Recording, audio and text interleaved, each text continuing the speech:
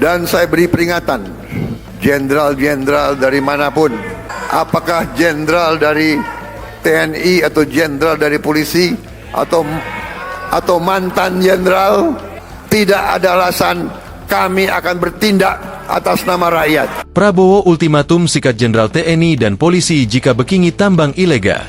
Presiden RI Jenderal Purnawirawan Prabowo Subianto mengultimatum para jenderal yang menjadi backing tambang ilegal, baik TNI maupun Polri, untuk segera tobat. Dia berjanji untuk menindak siapapun yang mencoba melindungi praktik-praktik ilegal tersebut. Saya minta dukungan seluruh MPR. Saya minta dukungan seluruh partai politik untuk mendukung ini demi rakyat kita, saudara-saudara sekalian.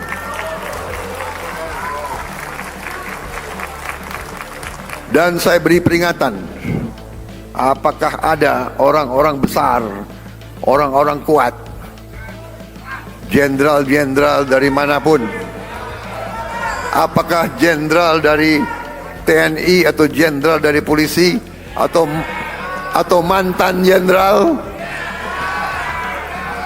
tidak ada alasan kami akan bertindak atas nama rakyat. Ucap Prabowo dalam pidato kenegaraan sidang tahunan MPR 2025 di Kompleks Parlemen, Senayan, Jakarta Pusat, Jumat, 15 Agustus 2025.